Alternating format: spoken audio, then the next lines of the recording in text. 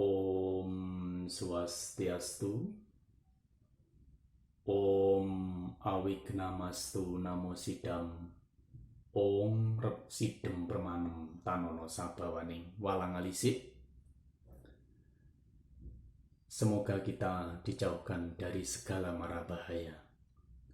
Bapak Ibu, para pemirsa dimanapun Anda berada, berjumpa kembali dengan saya pada channel Gong Masmis dengan program Dwijo Sumawur. Agar channel ini bisa berkembang, jangan lupa untuk subscribe dan beri komentar saran kepada kami untuk pengembangan channel ini. Dan like jika Bapak Ibu, saudara-saudara semua suka, dan dislike jika panjenengan memang tidak suka. Para pemirsa, pada kesempatan ini saya akan mengetengahkan topik tentang Gusti atau Tuhan. Beberapa waktu yang lalu ada yang bertanya kepada saya, Pak Mis, mengapa orang kok dia yang katanya sudah mengenal Gusti dengan baik, Tuhan dengan baik, dia lantas menyalahkan Tuhan-Tuhan yang lain? Ya, di mana salahnya? Nah, Bapak Ibu, Gusti dalam pandangan masyarakat Jawa itu dikatakan sebagai sebutan untuk Tuhan. Orang Jawa menyebut Tuhannya dengan sebutan Gusti, kadang ditambahi dengan Pangeran atau Pangeran, Gusti Pangeran. Secara etimologi, Gusti itu disinyalir, ya, sebagaimana disebutkan dalam kamus Sanskerta, Mounder William, Gusti ini berasal dari ini, bahasa Sanskerta Justi, yang artinya adalah ia yang dipuja, ya, ia yang terkasih. Nah, yang terkasih dalam pandangan masyarakat Jawa itu disebutkan sebagai bagus sing ati, ya. Jadi Tuhan yang bersemayam di dalam hatinya masing-masing, di dalam kalbunya masing-masing. Nah, kalau orang sudah mengenal Gusti, ya, maka dia harusnya memiliki kebaikan di dalam hatinya. Ini bagus ing ati. Ya, dalam bahasa sastra Jawa, Gusti dalam bahasa Jawa bisa dijarwodosokkan juga sebagai ini, bagus ing ati. Artinya apa? Ya, dia yang memiliki kebaikan di dalam hatinya. Orang yang memiliki kebaikan di dalam hatinya tidak akan pernah berpikir buruk kepada orang lain. Tidak akan pernah sama sekali, ya, berpikir jelek tentang orang lain. Apalagi sampai menyakiti. Tidak.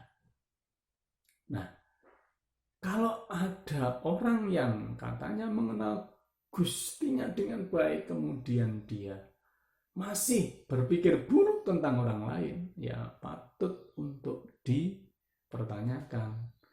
Gusti mana yang ia kenal? Jangan-jangan Gusti Putu, Gusti Made, Gusti Ketut, Gusti Nyoman, dan Gusti Randa atau Gusti-Gusti yang lain. Ya, ini oleh karena itu ini yang harus dipahami.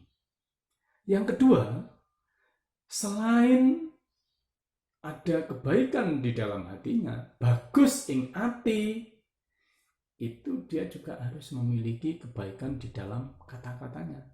Nah, dalam hal ini Gusti ini dijarwodosokkan sebagai ini, bagus ing lati. Ya, lati itu ya ini lidah, ya, ilat. Jadi dia memiliki kebaikan di dalam kata-katanya, di dalam setiap ucapannya. Ya, jadi orang yang mengenal Gustinya dengan baik tidak akan mungkin sampai berkata-kata kasar, berkata-kata yang tidak baik kepada orang lain atau orang yang berbeda dengan dirinya atau keyakinannya berbeda dengan keyakinannya. Apalagi sampai menyalahkan Tuhan-Tuhan yang lain.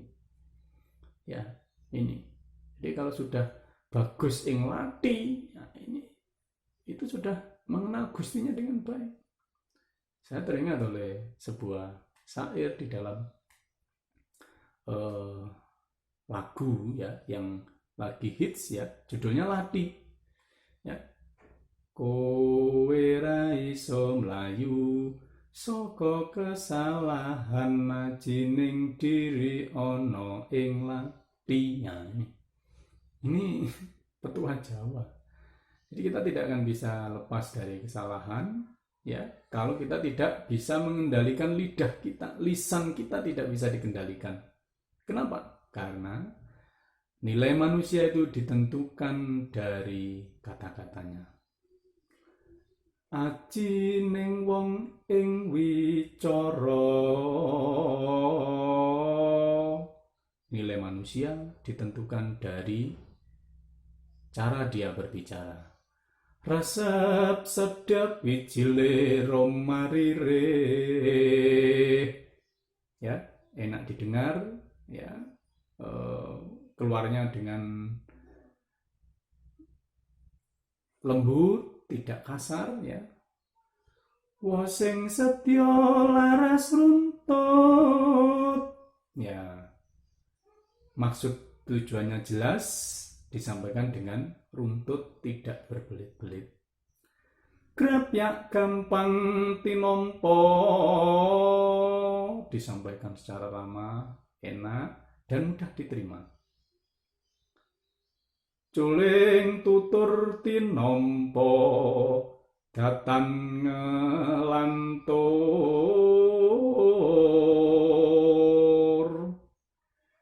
Ya, ini memberikan kesadaran, ya, tutur penuh dengan nasihat tentunya, ya.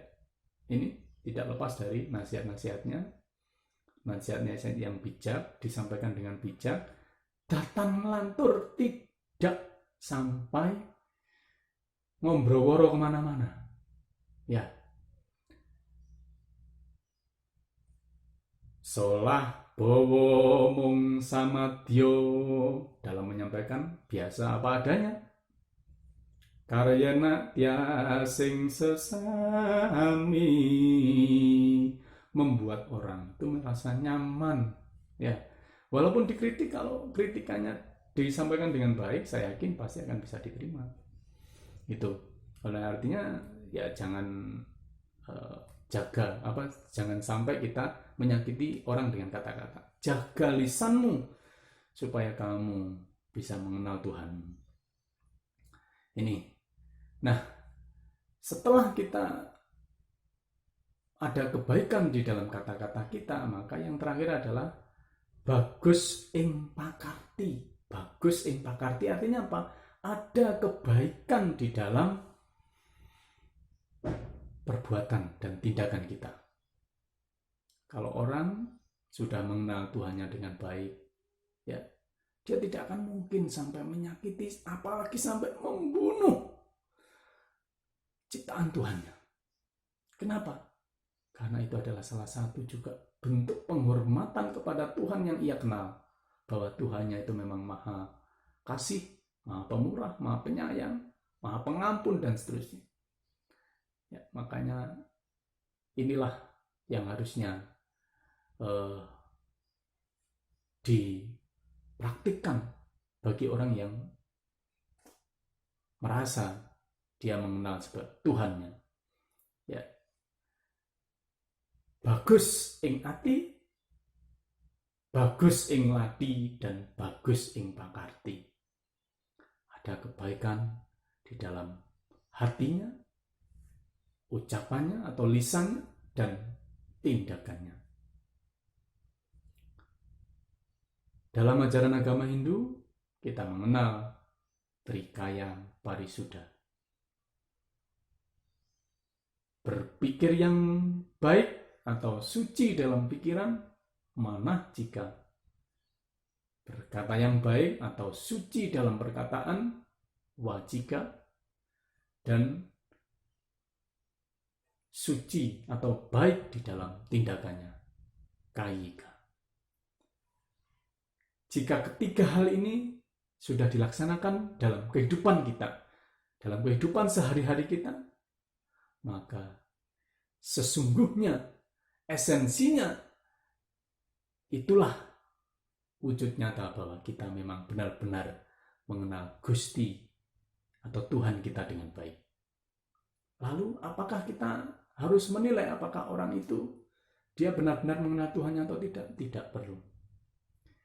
Kita tidak perlu menilai kualitas pemahaman seseorang atas ketuhanan, atas pengenalan dirinya terhadap Tuhannya. Cukup kita saja yang menilai diri kita sendiri. Ya, jadi biarkan kita introspeksi diri. Mari kita introspeksi diri. Tidak usah kita mencoba untuk mengorek apakah orang lain itu benar-benar mengenal Tuhannya atau tidak. Ya, karena sesungguhnya itu tidak diperlukan. Ya, biarkan dirinya sendiri yang mengenal Tuhannya dan dia sendiri, dan tentunya Tuhan lebih tahu daripada kita. Tuhan lebih tahu apakah orang itu mengenal dia dengan baik atau tidak.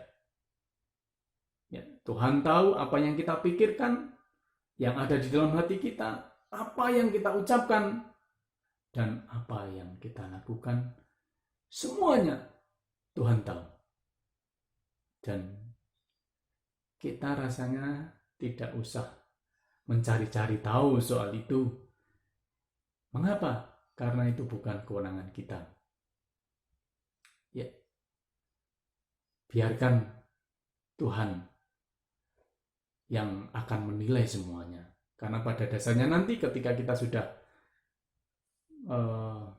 atman atau nyawa kita sudah lepas dari badannya, ya semuanya nanti akan dinilai oleh Sang Suratmo, dan kembalinya adalah kepada Tuhan itu sendiri.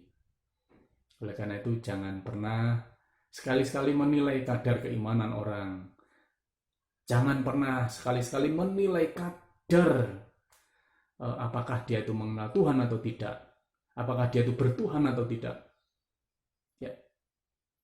Karena sesungguhnya itu bukan kewenangan kita, bukan ranah kita untuk masuk ke dalam hal-hal seperti itu. Biarkan Tuhan yang tahu segalanya tentang itu. Dan kita tidak usah tahu, cukup kita saja yang mengenal Tuhan kita dengan baik, dengan cara berpikir yang baik, berkata yang baik, dan berbuat yang baik. Biarkan Tuhan yang mengetahui orang lain atau diri kita juga, dan semua yang ada di dunia. Dan pasti, saya yakin Tuhan tahu segalanya tentang itu. Karena Gusti iku ora sari. Tuhan tidak pernah tidur. Bahkan ketika semua alam semesta tertidur, Tuhan masih tetap terjaga. Semoga Dwijo Sumawur pada kesempatan ini bermanfaat, menambah pengetahuan kita, dan yang paling penting adalah bisa kita aplikasikan dalam kehidupan nyata. Mohon maaf atas segala kekurangan. Saya akhiri dengan Paramasanti. Om Shanti Shanti Shanti. Nuwun.